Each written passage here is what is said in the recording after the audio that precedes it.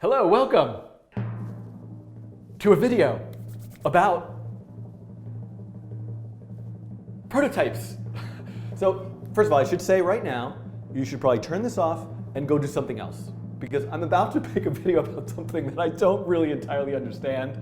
And also, a little bit, you could kind of make the argument it's a little obsolete or a little passé, or why aren't you talking about ES6, this new version? Boy, this timpani sound is very long. This new version of JavaScript. So what I'm going to attempt to do, I made a coding challenge earlier today. You can go, it'll link to it from this video. It was a coding challenge. I'm just going to show it to you, actually. I should have had this up. It was creating the word train out of little dots.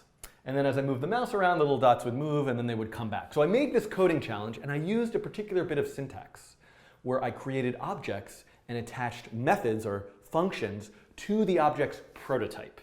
And so I wanted to try to make a video to at least cover what is a prototype in JavaScript and why is it kind of relevant, or why might you use it, and how does it relate to this concept of inheritance, and maybe also this concept of polymorphism. Okay, whatever. I got to workshop this. This could use some work, but I'm trying. I'm trying new stuff, new material. Yeah, how am I doing? Not so great. Okay. So what is a prototype? So first, I'm going to just sort of work. I'm going to close this, and I'm going to come to some code. And in this code, I'm going to write a constructor function. I could probably start further back, but I'm coming through a baseline of maybe you've watched some of my other tutorials and you've seen me create objects with a constructor function. So a constructor function, and I will talk about ES6 and classes towards the end of this video. So before you start typing in your complaints, why aren't you mentioning ES6 and classes? Okay? Function, and I'm just going to say there's a particle. I'm going to use a particle. Actually, it's fine. Particle. Function particle. This dot x equals 100. This dot y equals 99. So the idea of this constructor function is I can create an object that has those two properties associated with it, an x property and a y property, and this keyword, right? JavaScript knows that if I ever say var p equals new particle, the new keyword indicates to JavaScript that, that function, right, that you wrote is not a regular, all functions are the same. It's a function, it's a function, it's a function, it's a function, it's a function, it's a function. But functions can be executed in a slightly different way as constructor function if you use the new keyword. The new keyword says execute that function as a constructor function, meaning make a new object and assign that object to the keyword this. So it's binding the context of the code that's happening inside that function to the keyword this. Boy, I think we need a whole video about the keyword this. I think I've covered it and mentioned it before. But this is this keyword in JavaScript that can be kind of pointed to the current context, pointed to different things based on what you're doing. And here I want to make a new object, so I need something to point to it. I'm going to use this. Okay, so I'm making a new object.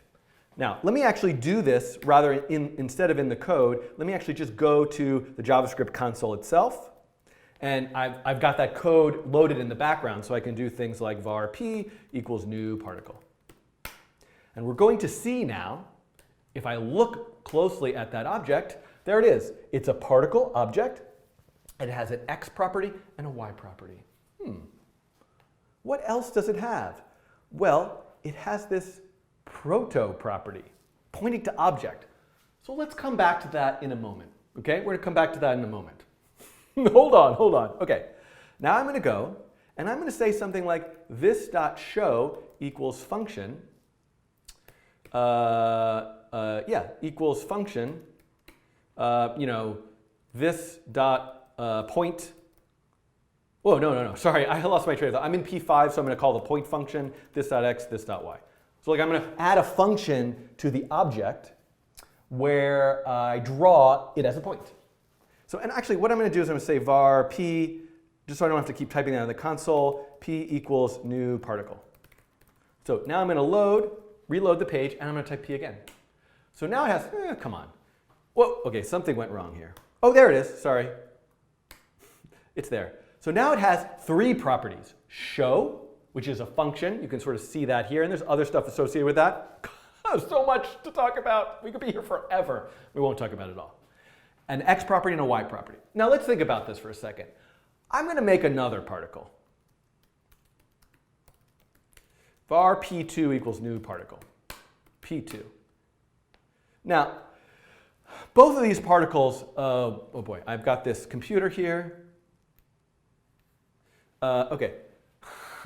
Both of these particles have an x and a y property. And this makes sense, right? They should each have their own x and y property because I might say p2.x plus plus, right? And now p2, its x property is its x has moved to 101, but I don't want p to have moved. I want to be able to treat those properties of it individually, those sort of the data of these particles, where they live on the screen.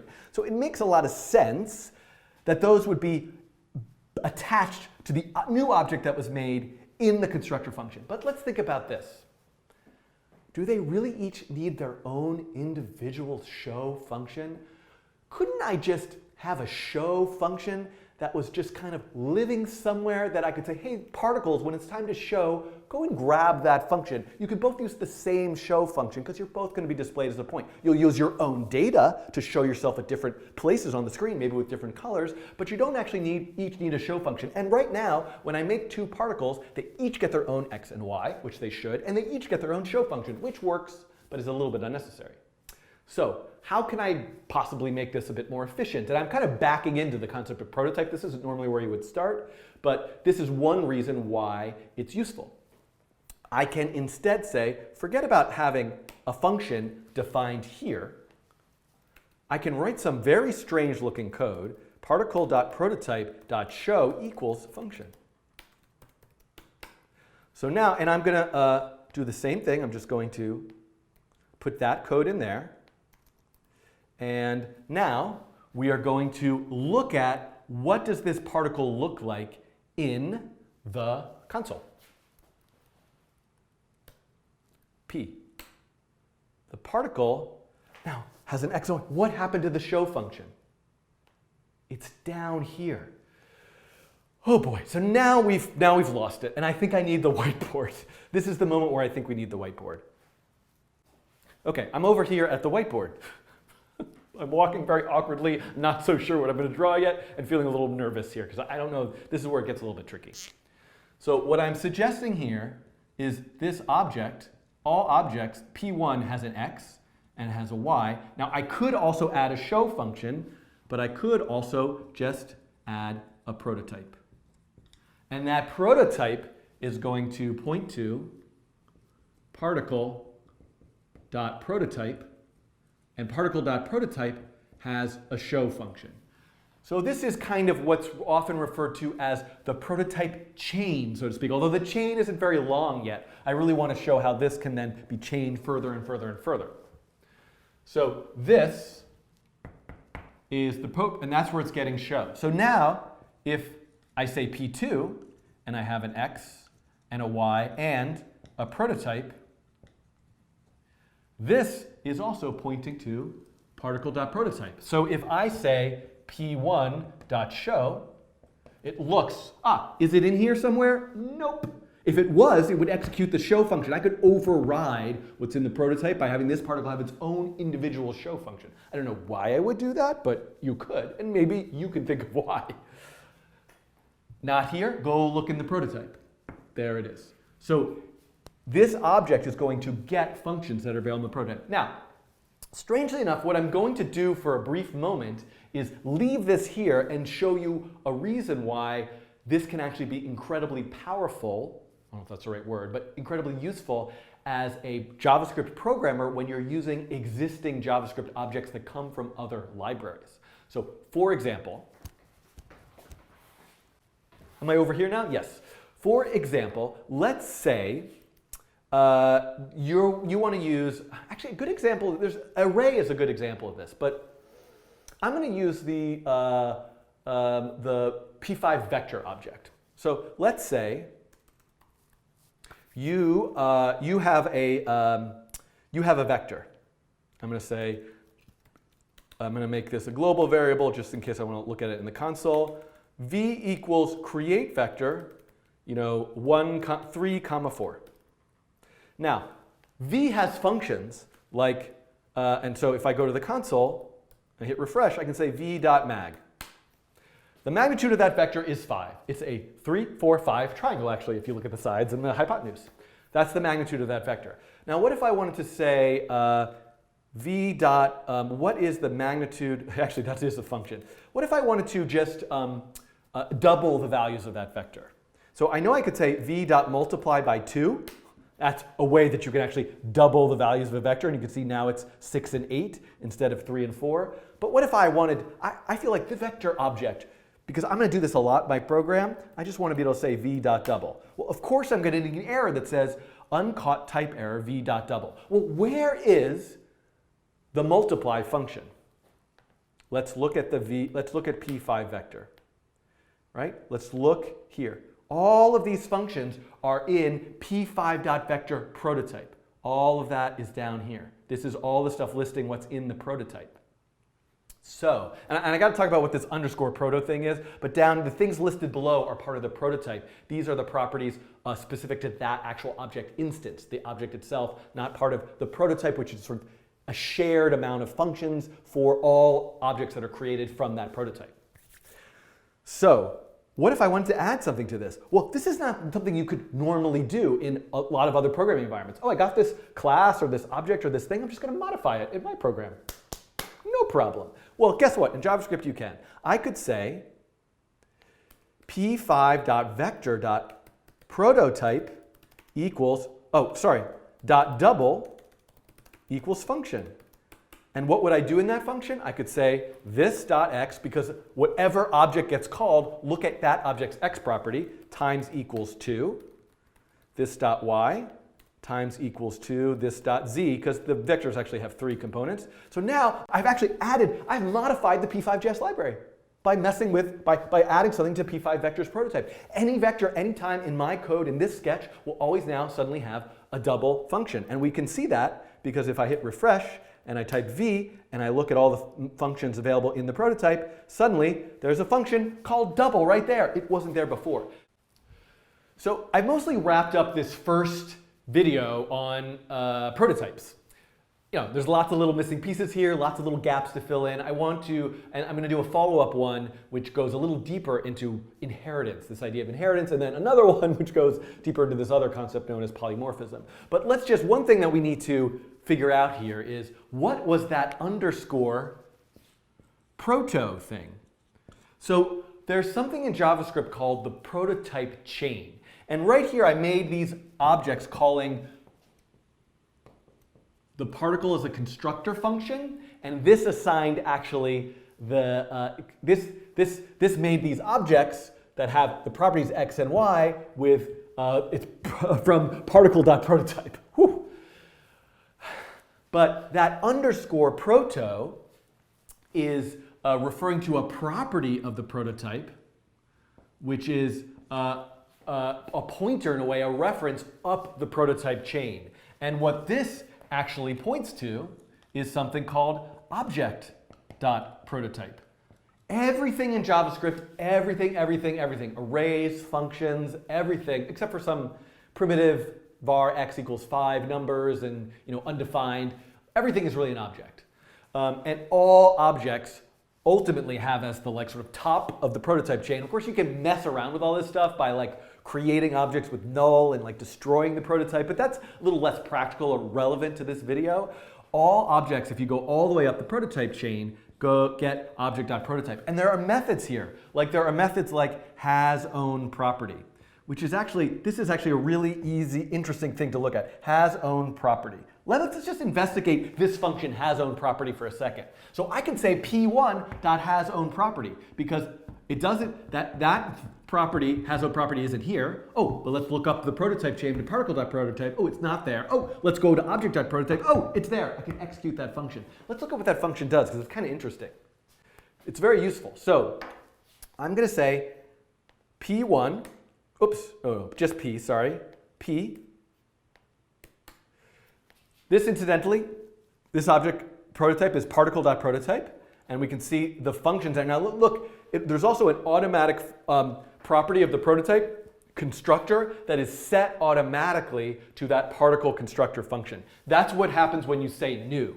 The new keyword says the particle prototype constructor is that function, particle.